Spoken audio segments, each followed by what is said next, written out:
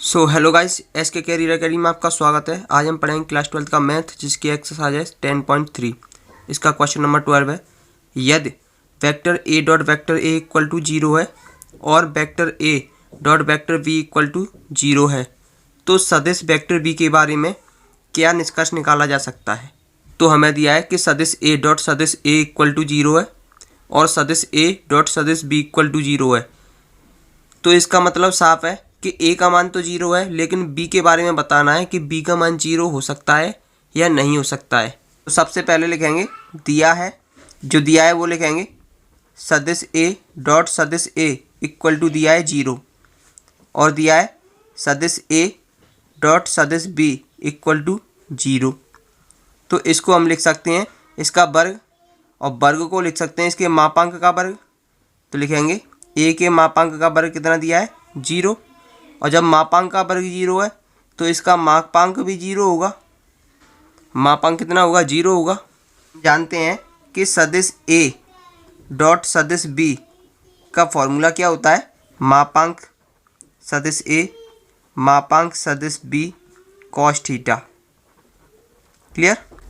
तो ये हो जाएगा सदिश ए डॉट सदिश बी इक्वल टू मापांक ए का मान कितना है 0, तो लिखेंगे 0 इंटू मापांक बी कॉस थीटा, और 0 का किसी संख्या में मल्टीप्लाई करते हैं तो कितना आ जाता है 0। क्लियर। यानी कि सदिश ए डॉट सदिश बी का मान कितना आ गया 0। इससे हम निष्कर्ष निकाल सकते हैं कि मापांक ए का मान 0 है, ये तो सत्य है, लेकिन ये जरूरी नहीं है कि मापांक बी का मान भी 0 है।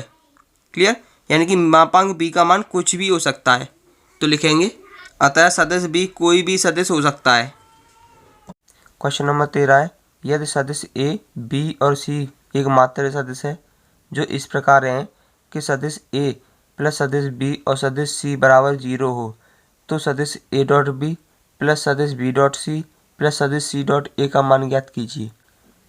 और क्योंकि हम जानते हैं कि मात्रक सदिश को क्या कहते हैं, एकांक सदिश, और ए बी सी क्या है मात्रक सदिश, यानी कि इनके मापांक कितने होंगे 1। तो लिखेंगे दिया है कितना है कि सदिश ए यानी कि इसका मापांक और बी का मापांक और सी का मापांक कितना होगा 1 होगा। क्लियर।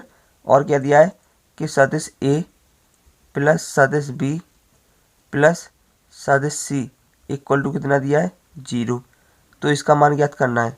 तो लिखेंगे सदिश ए डॉट बी प्लस सदिश बी डॉट सी प्लस सदिश सी डॉट ए का मान ज्ञात करना है।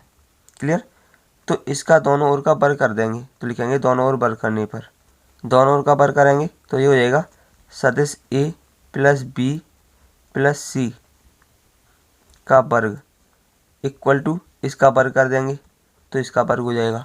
क्लियर।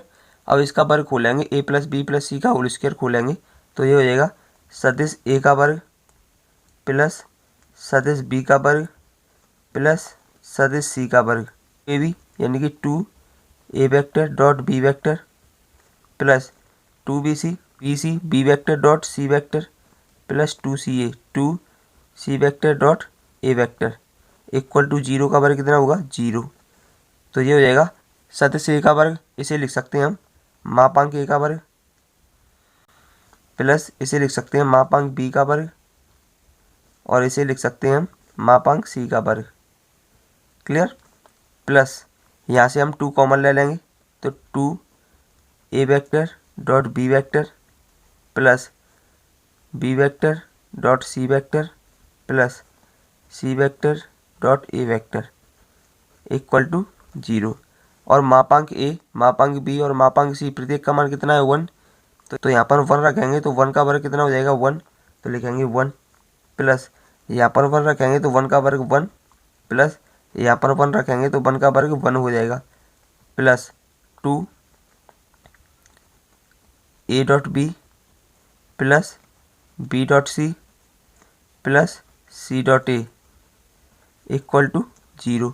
1 1 और 1 कितना हो जाएगा 3 plus 2 A dot B plus B dot C plus C dot A equal to 0। अगर इस 3 को उधर ले जाएंगे तो माइनस की हो जाएगी, तो ये हो जाएगा 2 A dot B plus B dot C plus C dot A equal to -3 हो जाएगा। और इस 2 का चला जाएगा इसमें भाग, तो ये हो जाएगा A dot B plus B dot C plus C dot A equal to -3/2। और यही हमारा आंसर है। क्वेश्चन नंबर 14 है, यदि वेक्टर ए इक्वल टू 0 अथवा वेक्टर बी इक्वल टू 0 है तब vector A dot vector B equal to 0 है, परंतु इसका विलोम सत्य होना आवश्यक नहीं है। तो इसका एक उदाहरण देकर समझाना है। क्लियर? तो सबसे पहले लिखेंगे, माना वेक्टर ए इक्वल टू 0 है। कितना है? वेक्टर ए इक्वल टू 0 है। तो ऐसे लिख सकते हैं हम कि वेक्टर ए इक्वल टू कितना है? 0i plus 0j plus 0k इतना दिया है। और वेक्टर बी इक्वल टू कितना दिया है? वेक्टर बी इक्वल टू भी 0 दिया है। यानी कि मान लेंगे तब वेक्टर बी इक्वल टू कितना होगा? xi plus yj plus zk इतना दिया होगा। क्लियर? अगर हम इनका डॉट गुणनफल निकालें यानी कि अदिश गुणनफल निकालें तो कितना हो जाएगा? ये हो जाएगा 0i plus 0j plus 0k dot, इसका मल्टीप्लाई करेंगे xi plus yj plus zk, तो ये हो जाएगा vector a dot vector b equal to 0 का इसमें मल्टीप्लाई करेंगे तो 0 हो जाएगा, प्लस 0 का y में करेंगे तो 0 हो जाएगा, और 0 का z में करेंगे तो 0 हो जाएगा। यानी कि सदिश a डॉट b कितना आ गया? 0 आ गया। यही वो बोल रहा है कि सदिश a डॉट b 0 है। तो ये तो बात सत्य है, लेकिन इसका विलोम भी सत्य है, ये सिद्ध करना है। तो लिखेंगे, यदि a वेक्टर इक्वल टू 0 है और b वेक्टर इक्वल टू 0 है तब इसका डॉट गुणनफल भी 0 होगा। ये बात तो सत्य है, लेकिन क्या इसका विलोम भी सत्य है? अब इसका विलोम देखेंगे तो मान लेंगे सदिश a वेक्टर इक्वल टू दिया है 2i plus 3j plus 4k, और सदिश b वेक्टर इक्वल टू दिया है i plus 2j minus 2k। Clear? अब इसका डॉट गुणनफल निकालें तो ये हो जाएगा a vector dot b vector equal to, a और b के मान रखेंगे तो ये हो जाएगा 2i plus 3j plus 4k dot i plus 2j minus 2k। अब इनका मल्टीप्लाई करें तो मल्टीप्लाई करेंगे 2i का i में करेंगे तो कितना हो जाएगा? 2i², और i² का मान कितना होता है? 1, प्लस 3j का 2j में करेंगे तो कितना हो जाएगा? 6j², और j² का मान कितना होता है? 1, प्लस और माइनस क्या हो जाएगा? माइनस 4k का 2k में करेंगे तो कितना हो जाएगा? 8k², और k² का मान कितना होता है? 1। तो ये हो जाएगा 2 का 1 में मल्टीप्लाई करेंगे तो 2, प्लस 6 का 1 में करेंगे तो 6 माइनस 8। क्लियर? यानी कि 2 प्लस 6 कितना हो जाएगा? 8 माइनस 8।